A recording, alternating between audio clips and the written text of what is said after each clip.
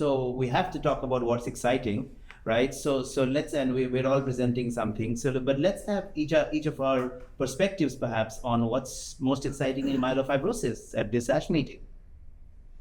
Well, to me, I think that one of the abstracts that excited me the most was one presented as an oral presentation by Kuykendall, and he developed a model to try to understand which is the best timing to go for allogeneic transplantation in myelofibrosis. I believe this is a great issue, a big issue. Nobody knows when. What's the most appropriate timing for allogeneic transplantation?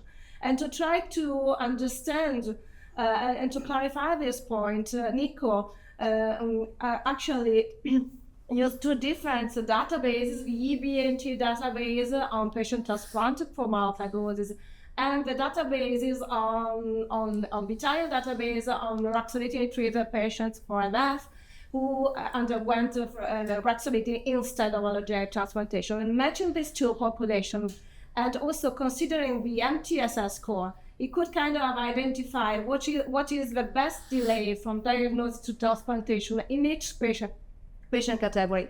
I believe this is very important because it also helps us how to have a strategy, a medium and long-term strategy on our patient with myelofibrosis. So how to use the JAK2 inhibitors before transplantation as well. It's one of the most fundamental questions that we face all the time. Andrew, your topic. Yeah, so I think certainly that was a super kind of provocative study, right? Looking at when to transplant, because I think it is really one of the challenges we have. I would say, from my perspective, one of the questions that we continue to have, right, at each ASH, it seems like, is how are we going to combine therapies? That's the direction we want to go, and as far as combinations go. And while we didn't see a lot of presentations like we saw last year on combinations, I think the data that's being presented on navtemadlin from the Boreas study is quite interesting. And so we had two oral presentations being presented by John Mascarenhas looking at the clinical activity in this single agent relapse refractory population, as well as the translational data or correlative data. And why is that important?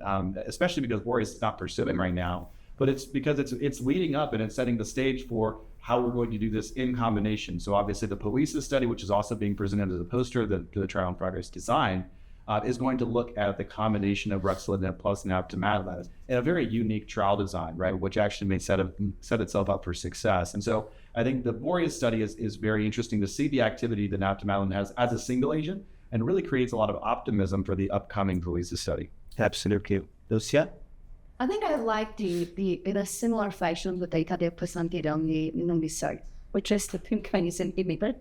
Because we've seen the data on the refractory cystic patients where the needs are even much more significant and completely unmet in these days. And there were also abstracts that also took the cytokines and the inflammasome, which these drugs would do, on top of what the currently established and used endpoints, what really matters in these patients. And that has been actually a this year discussion after we have seen the data from last year phase 3 studies that have not met those endpoints and been able to drive forward. We all started to discuss what really matters, how will you combine, how do we set the endpoints, what's clinically relevant, is it too early, is it too late, is it the right? And I think these data for both of these agents in refractory setting now as moving in under suboptimals are really going to answer all the good questions. Not so that data are excited that we could have a potentially drug after fingerprint inhibitor or ideally to it at the time they know that are addressing or responding ideally. And however we call the response, right? Well, is it all spleen? Is it just symptoms? Is it a cytokines driven? Is it anemia? Is it other cytopenias? I think we all have to learn and define better what and which these patients are, what they need the best, what to best. So those are very exciting to see. The dragons, is there a correlation with the response and the cytokines? Do they bounce back? What's really needed? I think those are very exciting alongside the preclinical and the translational that we have to understand why are these events. No, absolutely. I think this year, as opposed to last year, to your point, where we saw big phase 3s, we're seeing more of the early phase, the interesting updates. I thought the Insight BET inhibitor was interesting as well, besides novicertib. There are two anemia drugs being presented, elritercept and DISC-0974 in oral presentations, which are also unique mechanisms of downregulating hepcidin, and certainly a lot to watch there. And actually, novicertib reminded me of your presentation with the umbilical cord-derived Tregs.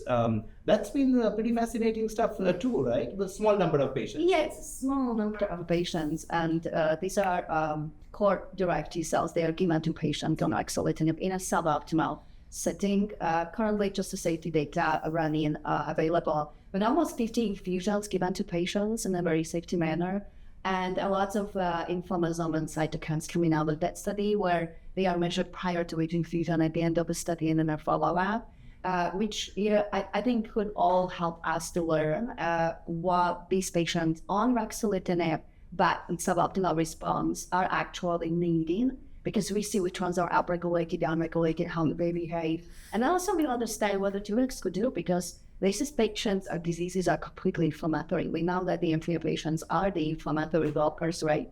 Where we don't even address it that much. And if you see that JAK inhibitor should completely suppress the inflammation, that's how we assume these patients are independent. And all of a sudden, we look at the cytokine profile on patients on ruxolitinib and see all of these completely elevated cytokines that, like, how they could even be surviving, right? So that is something fascinating to see and to really understand what does this actually mean and where do we have to intervene earlier. So there was something nice. And then it's already showing secondary data on spleen and the symptoms, which honestly I was very surprised to see. I think to me the most exciting thing was the symptom benefit. Many patients left the cells, they just come happen to clinic, even though they have to come and have an IV, it's clinic, it's ambulatory, it's nothing going inpatient, no adverse events with that, but they just happy to get the cells. And we're happy to learn. So I think it's kind of brought a little bit more into the let's move the science and at the same time learning from all the angles. What are we doing to the immune system? At this level, I will call it a modulation. Literally, I'm modulating these regulatory things and without even knowing it means. But I think that's some to us to learn. Yeah, it'll certainly be very interesting to see this go forward.